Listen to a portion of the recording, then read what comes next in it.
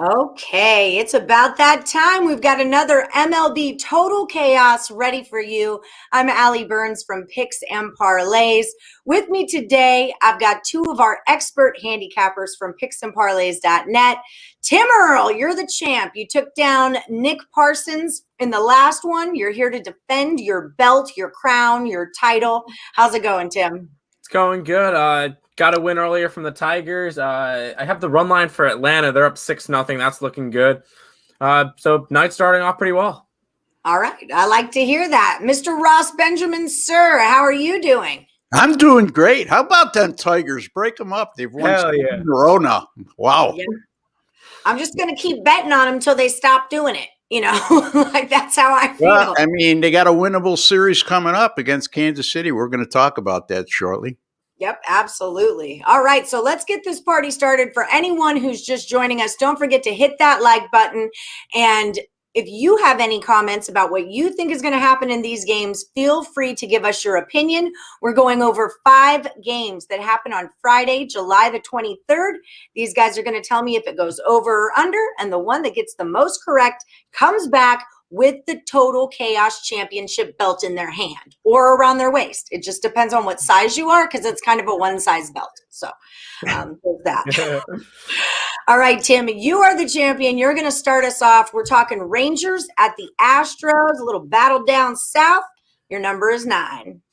I'm going to start this one by going over. I know Jake Odorizzi's been pitching pretty well for the Astros the last couple of starts, at least a lot better than he was at the beginning of the season. He's gotten his ERA down to a 4. On the other side, you got Colby Allard, 2-7, a little bit over a 4 ERA. Just not a pitcher I can trust. And this Houston offense, A, hits very well at home, and B, hits very well against the Texas Rangers. So I'm going over in this one. I think that we get enough offense in this one. All right. Nick says, don't mess up, Tim. No pressure. You're just going against a legend tonight.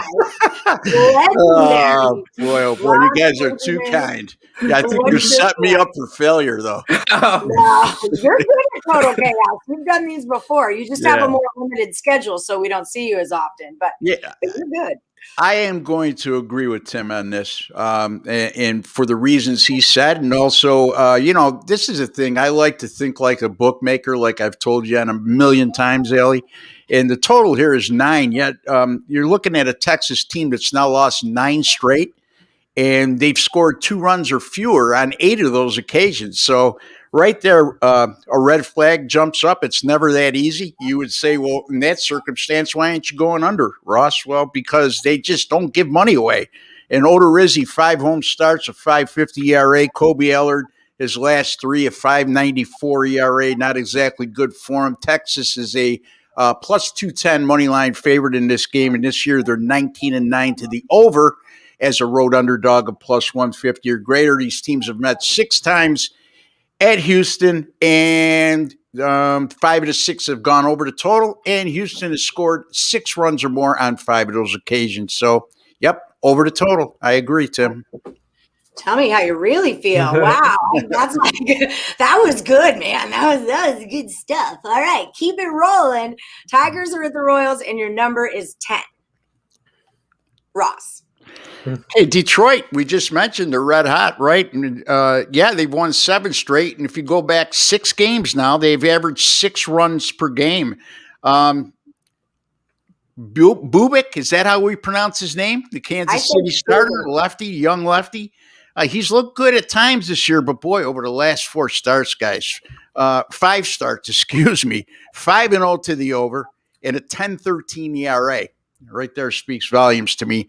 You're going against a hot hitting team, and you got a struggling pitcher. Now, I know Kansas City has trouble scoring runs at times, and Detroit starter Peralta, is it, who's starting for Detroit, if I'm not mistaken, has been really good this year. But the Detroit bullpen is not anything to write home about, and I think they'll give up a few runs along the way. I'm going to take a shot here. The total is sort of high at 10, but I'm going to go over 10. All right, Tim, what are you thinking about it? Well, I'll say that we'll guarantee a winner in this matchup. I'm going to go under in this one. Peralta's been pitching very well the past couple of games that he's been able to go out. And I think you can possibly get a solid performance out of Bubik. Yes, Detroit's been hitting well, but they're the big thing with their winning streak is that their bullpen has been decently solid, which we haven't really seen much of this year, and I think we can see it more. It's not like they're going up against a really good team in Kansas City. Kansas City's been bad this year, and I think that we can definitely see a solid performance from the Detroit Tigers again. I'll probably be on betting the Tigers tomorrow, but I like the under in this one. I think 10 is too high for these two teams. That being said, it'll probably go way over now that I said that, but I do like the under in this game. All right. Disagreements are just fine. Someone's got to win the game. White Sox are at the Brewers. 7.5 goes to you, Tim. I'm going to go back to the under. Peralta's been pitching really well for the Brewers this year. I think the Brewers, as a Mets fan, I think the Brewers have the best pitching staff in baseball, at least starting rotation. And I think it continues tomorrow. Giolito's been pitching a little bit better as of late, but he's still having that shaky season. The big thing is that the White Sox have been struggling to hit since the All-Star break, and we know Milwaukee doesn't really have much of an offense. I could see this game being a 3-2 type game. I'm going to go under. Ross? I'm also going to go under, Ellie. You look at it, he made a good point. Freddie Peralta, one of the most underrated pitchers in baseball right now. And I agree, Tim, especially their top three. You can't find a top three that's better in baseball right now than what Milwaukee has. Peralta, 2.44 ERA and 0.87 whip in 16 starts. That's absolutely awesome. Giolito, I mean, if you're a White Sox fan, you got to be scratching your head. This kid is so frustrating. He could look tremendous at times and then doesn't look like the same pitcher the next time out. It's just a lack of consistency. However, he is coming off a complete game against the Houston Astros. And last I checked, Houston's a pretty good hitting team. And Milwaukee this year, over the last 2 years, 42 and 24 to under when they're playing teams with the winning record, which obviously that qualifies here. We're going to go under the total as well, under 7.5. All right. Yeah, Giolito, I'm always on him at the wrong time and off him at the wrong time. I can't. That's just how it goes. If I'm betting on him, you definitely should not, basically. I will say with Giolito, I almost had a ticket for him to win the Cy Young this year, and I'm glad I did not take that. Yeah. Yeah. He was my pick. He was my pick before opening day. I mean, and again, in your defense, that's not a bad ticket at the beginning of the year because he was showing signs of becoming an elite pitcher, but he seems to be reverting back to that on again, off again. And like you just said, Ellie, when I get pitchers or teams like that, I need to step away for a couple weeks from that pitcher and that team because then you start betting with emotion. You know what I mean?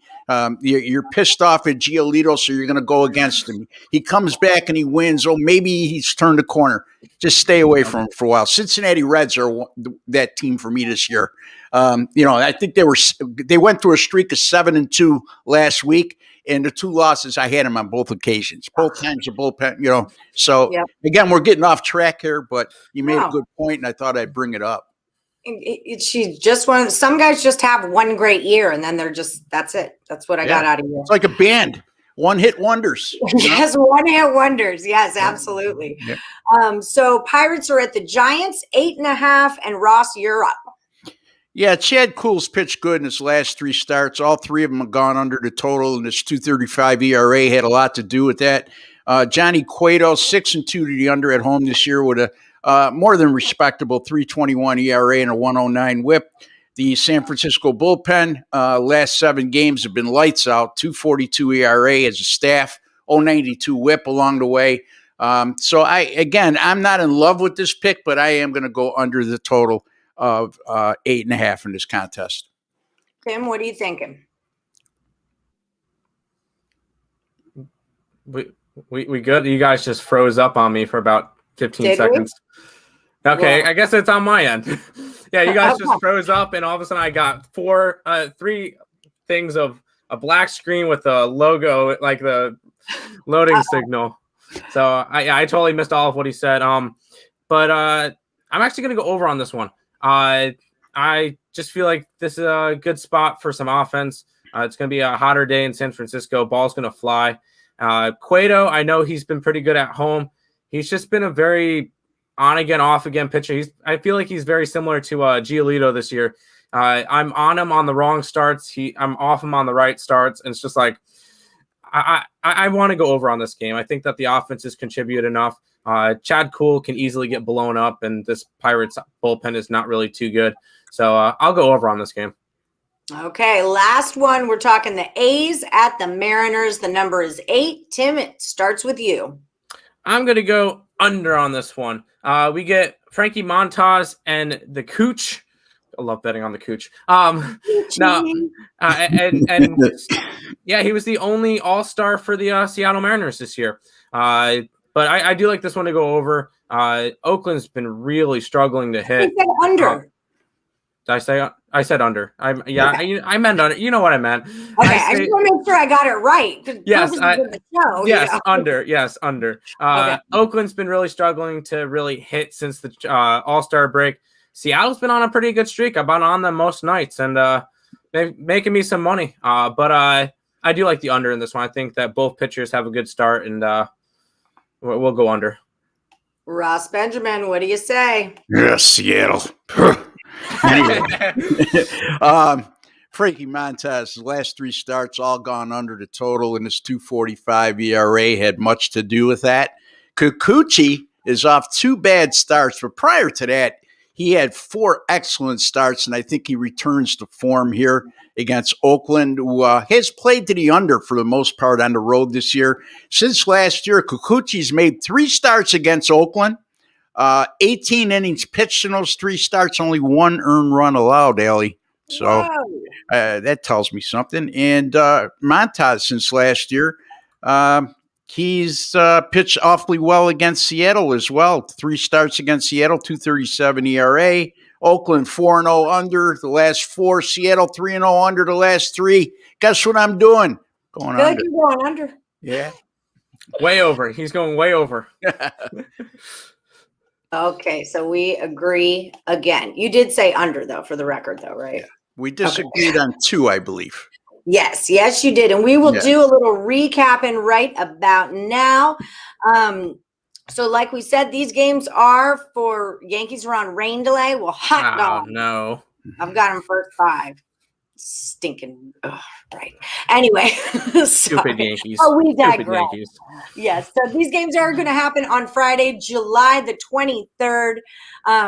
If you guys are looking for Tim Earle, you can find him at Earle Sports Bets. That's also the name of their YouTube channel. Him and his brother Nick run Earle Sports Bets, and they do their own free content every single day. So definitely like, subscribe, and ring the bell for notifications for not only our show, but for Earle Sports Bets as well. What do you guys have going on over at the site, Tim? Right now it's baseball, and more baseball. For the next little while, I know that NFL starts early August, so we'll be back on that. I know there's a lot of money to be made in preseason football, NFL at least. So we'll be on point for that. But right now it's just baseball. I knew you guys were doing some WNBA. We brushed off that. That's on Olympic break right now. So that's right. Silly me. I knew that. Ross Benjamin, how you doing, friend? What's going on for you over at the site? I know you're a big preseason football guy, right? Yes, I am. I can't wait for it. People tell you can't make money in the preseason. They're crazy. 4 top 10 finishes over the last decade in the NFL preseason. Don't give out a lot of plays, but and I also tell people to bet conservatively. I know that seems like a contradiction, but there's still that degree of uncertainty in the preseason, but you got to do your homework. You go to the papers, you go to the beat writers, you find out what the player rotations are possibly going to be. A big thing to look at, if I could advise anybody on NFL preseason, is to look at the head coaches, find out what they do in preseason, because a lot of their record will reflect their attitude toward preseason games. I'll give you a tip right off the bat. John Harbaugh in Baltimore. They're just outstanding in the preseason over the last 4 years. So that's something to take a look at. My baseball, Ellie, 21-10 with my best bets in baseball this year. A lot of teams are 100 games in right now. So you see 31 bets. I don't give out a lot of those MLB bets, but when I do, I've hit them pretty good, like 68%. So, yeah, a lot of good things. Picksandparlays.net. I mean, there's tremendous handicappers beside me and Tim on that site. Check it out, folks. We've got a bunch of them. We really do. And then I'd love to have you on Morningwood every Sunday, and we could talk preseason football and do the Q&A type style format that we do on the Morningwood show. If Sundays work for you, that would be rad. It's a good day to do it. I will do it until the NFL season starts. Yeah, absolutely. That's what I mean. We're getting them ready. Ready. I'd love to do it. Sure. Yes, absolutely. And we do have a special over at the site.